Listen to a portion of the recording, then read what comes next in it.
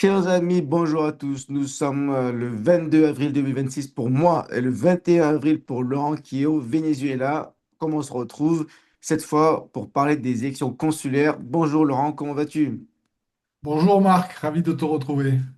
Ravi aussi. Bon, j'espère que ça va marcher. J'ai un petit problème de connexion. Là, je suis sur mon téléphone. On va faire un peu système D, mais ça m'a l'air de fonctionner. Voilà, on ne perd pas une occasion de pouvoir échanger. Ravi de te revoir. Ça fait quelques mois qu'on n'a pas échangé. Effectivement, on a tous préparé ces élections avec beaucoup d'enthousiasme et de plaisir d'ailleurs. Et c'est vrai on a moins eu l'occasion de pouvoir échanger ensemble. Voilà. Ben, en tout cas, on a échangé dans nos divers groupes. WhatsApp, sur Telegram, etc. On a pas mal de groupes de Mhm. patriotes, d'union des droits d'union des patriotes dans le monde. Donc tu es actif. Tout le monde, on est pas mal de candidats dans le monde à préparer ces élections. Donc Mhm. je vois que tu participes. Le but, c'est qu'on puisse se connaître un peu plus parce que tout le monde vote dans les groupes qui répond, etc. Mais bon, voilà, c'est bien de consacrer quelques minutes. On va essayer d'être pas trop long pour ça. Qui est Laurent? Ben voilà, commençons par ça. Est-ce que tu peux te présenter? Bon, certains te connaissent déjà bien parce que on a déjà échangé plusieurs fois.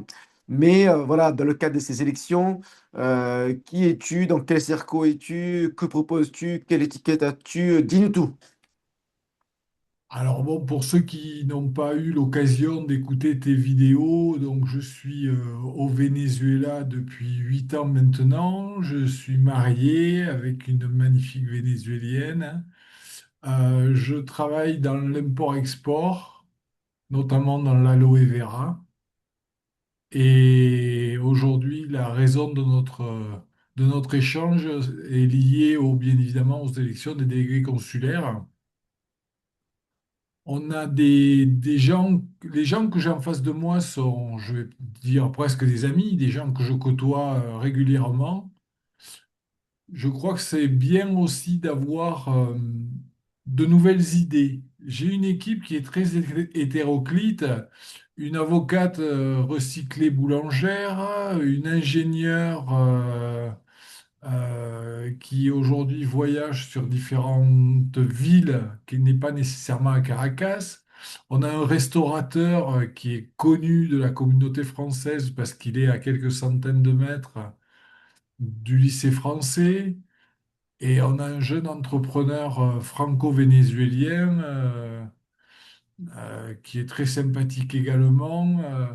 Disons que c'est une nouvelle approche par rapport aux conseillers que l'on a aujourd'hui.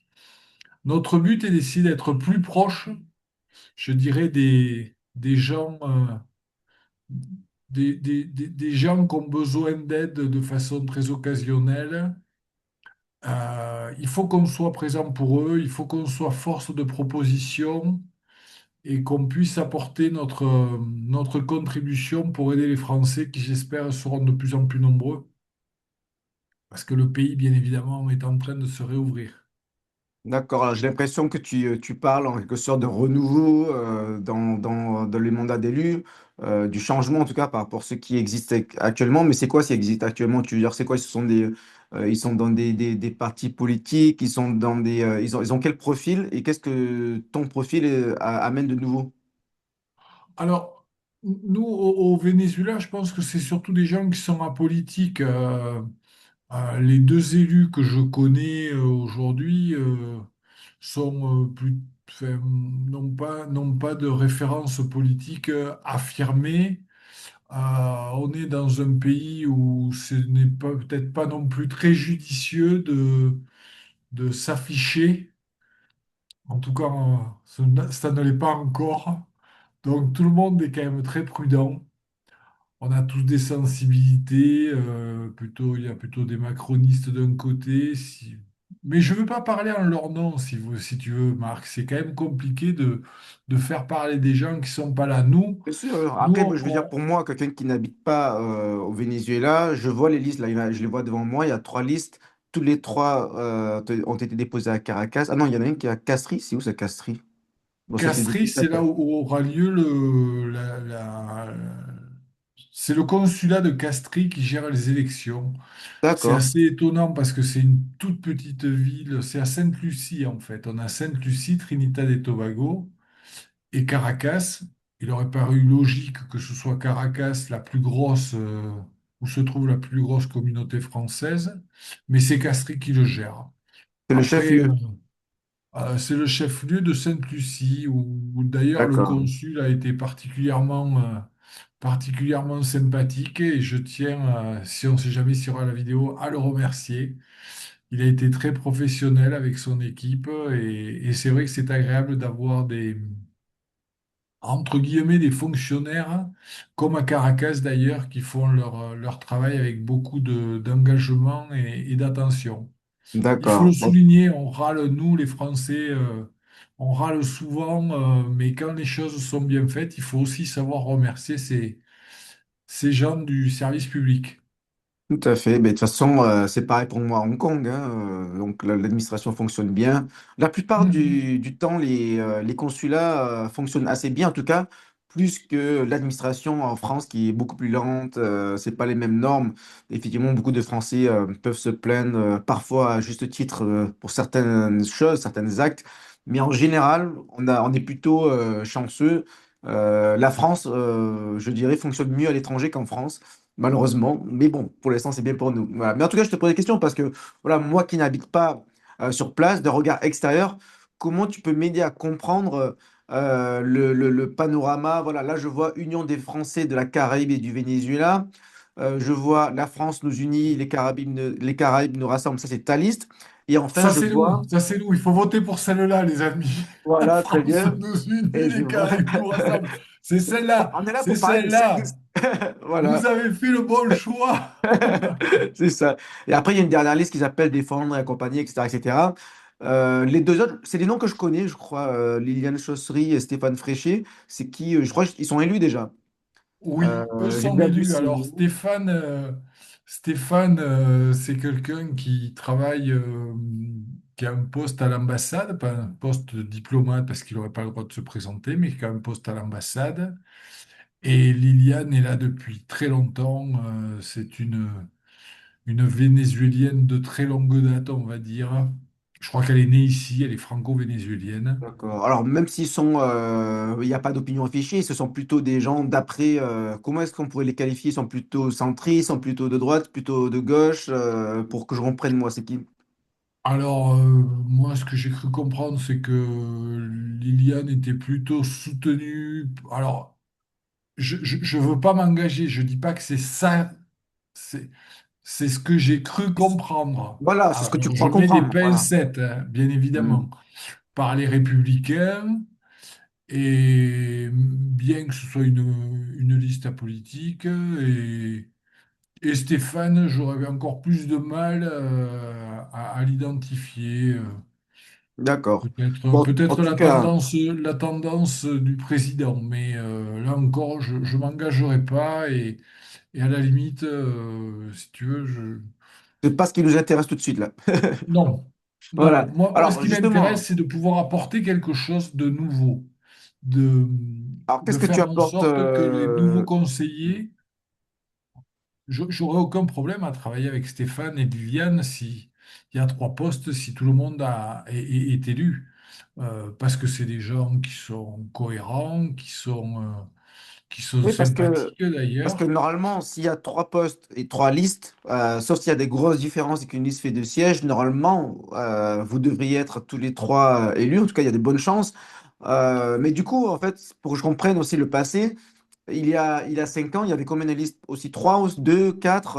Est-ce qu'il y en a, Alors, il se passe il quoi y là? a 5 ans, je crois qu'il devait y en avoir que deux.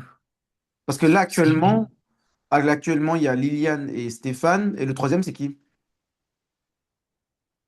Ben, en fait, le troisième élu est élu, mais ne vit même pas au Venezuela. Alors, Il n'est pas officiellement, il est candidat là, à sa mais il n'est pas réélection. là. Il n'est Ouais, pas il est candidat à là, sa mais il n'est pas réélection. là. Ouais. Donc, Ok. si tu veux, Stéphane était quatrième sur la liste, par exemple. Ah, d'accord. Intéressant. Il y en a trois qui sont partis et c'est Stéphane qui est passé responsable. Ok, ok. Bon. Bon, là, c'était un peu les détails, c'est pour qu'on comprenne un petit peu, pour ceux qui se penchent sur les listes, qui regardent, là, comme là, j'ai la liste devant moi. Bon, maintenant, intéressons-nous à la liste. La France nous unit, les Caraïbes nous rassemblent.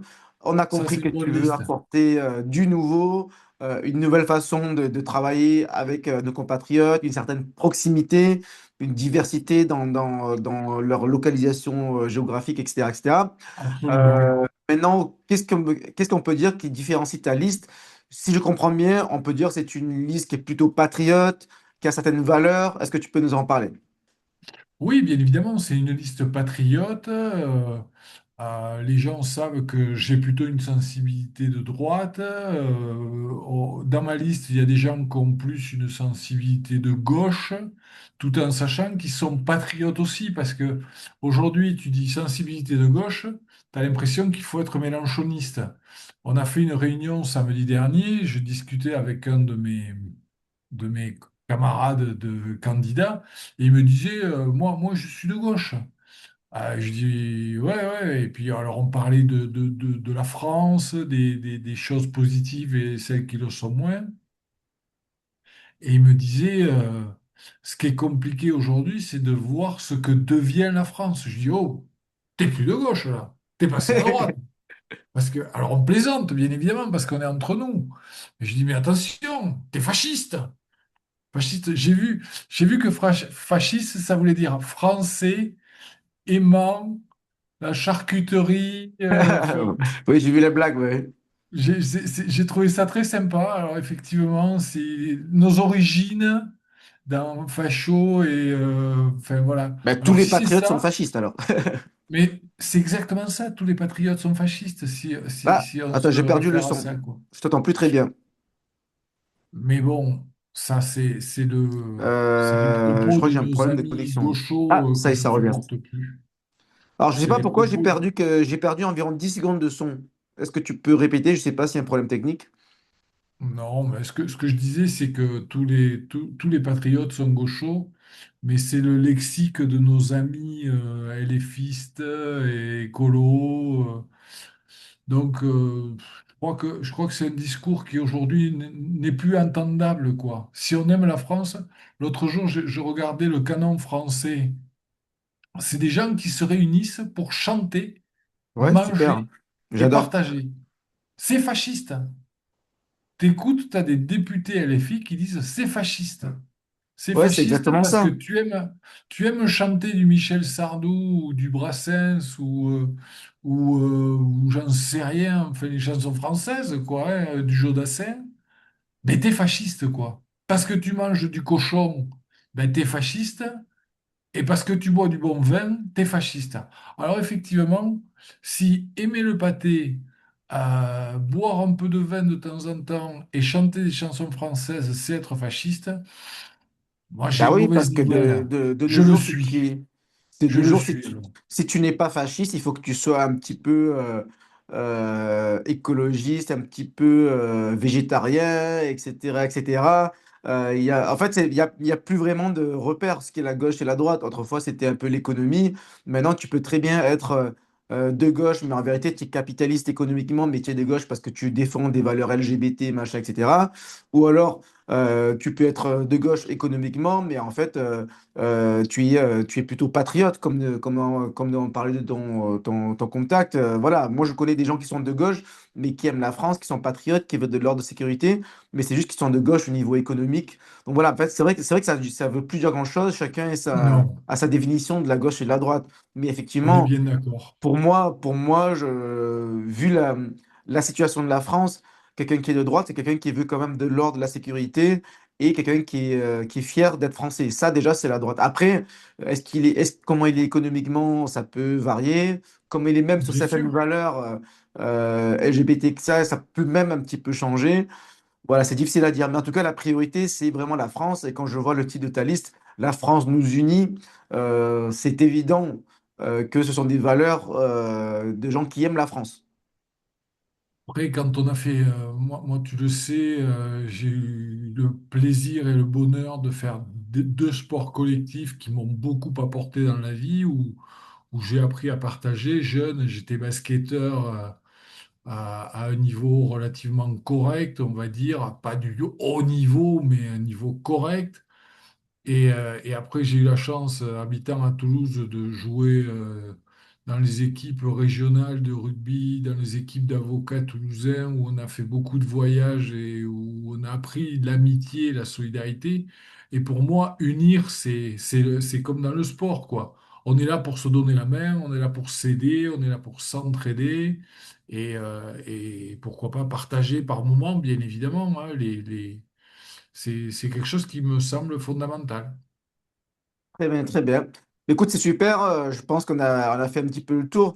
Est-ce qu'on peut dire un dernier mot pour les Français qui sont au Venezuela, qui nous regardent, peut-être des amis, des Français qui ont des amis français au Venezuela? Qu'est-ce qu'on peut faire passer comme message à tes électeurs? Bon, les amis français du Venezuela, il vous reste 48 voire 72 heures maximum pour vous enregistrer sur le lien de l'ambassade. Et puis ceux qui doutent, ceux qui ne savent pas pour qui voter, votez pour nous. Votez pour la France vous unit et les Caraïbes vous rassemblent. Je vous souhaite à tous une très bonne fin de journée. Merci les amis. Super, Merci à merci toi, beaucoup, Marc. cher Laurent. Je te souhaite une très bonne campagne, une élection haut la main et salutations à nos compatriotes qui sont au Venezuela, à Sainte-Lucie et à Trinité-Tobago. À Trinidad et bientôt. Tobago, absolument. Merci beaucoup, Marc. Cher Laurent, merci.